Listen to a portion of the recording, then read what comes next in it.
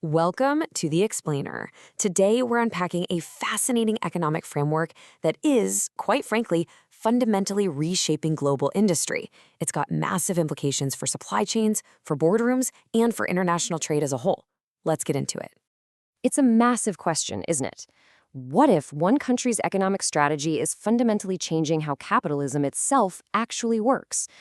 For decades, Western businesses have operated on these standard assumptions of fair market competition, short-term margin optimization, and highly decentralized corporate strategy. But today, we're going to explore a completely different playbook, one that treats manufacturing and supply chains not just as regular business assets, but literally as national security instruments. To do this, we're going to deconstruct the core insights from Dr. Ram Charan's latest book, China's 90% Model. Now, Charan is a highly respected advisor to Fortune 500 CEOs, and he frames China's industrial policy as a devastatingly effective corporate strategy that's being executed at the state level. So rather than treating this purely as a political or geopolitical issue, we're going to analyze it today as a serious, objective business and economic case study. Here is our roadmap for today. 1. Decoding the 90% model. 2. The anatomy of the strategy. 3. Global consequences. 4. A strategic playbook for CEOs. 5. Critical analysis. And 6. Key takeaways for the future. Section 1. Decoding the 90% Model. So what exactly is the 90% model? Well, the book argues that it's a deliberate strategy to build hyperscale capacity in a targeted industry, pushing and pushing until Chinese producers can supply roughly 90% of all global demand. By absolutely flooding the market, they drive out competition, effectively hollowing out foreign industrial bases. And once that 90% market dependence is achieved, that dominance can then be weaponized. This sharply contrasts with traditional Western goals, which usually prioritize short-term profit margins over sheer overwhelming scale. Now, you might be wondering, how do they achieve this financially? Charan points to a very specific economic lever, a deliberate 20% currency undervaluation. When you combine this undervalued currency with aggressive state subsidies, Chinese firms are able to sell products at or even below marginal cost. In simple business terms, if it costs $1 to make an extra widget, they will gladly sell it for 95 cents just to capture the market. Traditional Western models subsidize to maximize profit, right? But this model subsidizes to maximize control. Section 2. Anatomy of industrial strategy. The playbook follows a highly predictable sequence. It starts with step 1, accumulating capital and Western technology. Next, step 2, they build that hyperscale capacity we just talked about.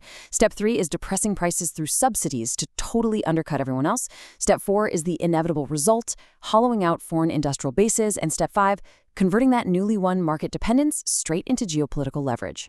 But, an engine this massive requires an unbelievable amount of macroeconomic fuel. The sources highlight 4 key drivers here. First, a fully top-down, centralized planning system. Second, and this is staggering, a roughly $7.5 trillion trade surplus. Third, the strategic accumulation of 2,250 tons of gold. And finally, an overarching philosophy that views supply chains strictly as vital instruments of national security. Section 3. Global consequences and tariffs. The author documents 10 major American industries that have already been hollowed out by this approach. And we aren't just talking about cheap toys or textiles anymore. We are talking about the absolute critical foundations of modern tech: consumer electronics, lithium batteries, telecom infrastructure, rare earth processing, solar panels, basic chemicals, and even pharmaceutical ingredients. When these industries disappear, the entire ecosystem of talent, R&D, and local suppliers disappears right along with them.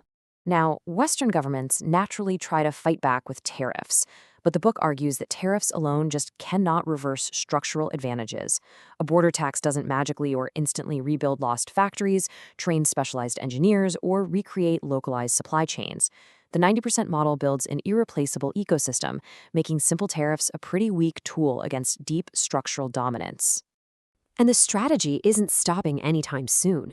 The target is now the next 10 industries, the arenas that will fundamentally define our future, like AI infrastructure, electric vehicles, and biopharma. To really understand the danger here, just look at what happened on October 10th. On that day, China suddenly halted the supply of certain critical magnets. Almost overnight, segments of the global automotive, solar, and chemical industries came to a dead stop. It proved, without a doubt, that supply disruption is a controllable tool of power. Section 4. Strategic Playbook for CEOs. So what do we do about it? Charan lays out a very specific, actionable playbook for the C-suite. First, you absolutely must map out your 90% dependencies. Where are your single points of failure? He actually suggests a daily supply chain war room. Second, and I know this is tough for public companies, CEOs must explicitly decide to trade short-term margins for long-term resilience. Third, shift from a simple China plus one strategy to a true multi-hub model across regions like the EU, India, or the US. And finally, companies must proactively invest in their own strategic choke points way before the demand even fully materializes. It really requires a massive mindset shift. To quote the book, you are no longer competing only with firms. You are competing with a coordinated national system whose goal is dominance. Every procurement contract is now a strategic board-level decision. You aren't just buying a cheaper widget anymore. You are interacting with a state-sponsored economic engine. Section 5, Critical Analysis of Claims. Now, as an objective explainer, we have to look at both sides of this. Charan's supporting arguments are incredibly strong. There's a documented hollowing out of industries, a proven capability to halt supplies, and a highly predictable targeting of next-gen tech. However, alternative economic perspectives highlight some real vulnerabilities. Building 90% capacity requires massive, potentially unsustainable domestic subsidies. Furthermore, flooding markets with overcapacity severely strains domestic economic stability, and the whole model sort of relies on the assumption that Western corporate and policy ecosystems are rigid and unable to adapt quickly. To counter the 90% model, the author proposes leveraging sheer economic weight. He points out that a coordinated response from an allied bloc comprising the US, EU, Japan, South Korea, Israel, and the UK commands roughly $60 trillion in GDP. That is more than twice the economic power of the China-aligned bloc, which sits at roughly $25 trillion. The argument here is straightforward. While individual companies can't fight a national system on their own, a coordinated multinational economic alliance actually has the scale to reset the board. Section 6. Key takeaways and future. All right, let's bring this all together with some core strategic insights for the future. First, the 90% model is a structural reality, requiring a systemic, not just a cyclical response.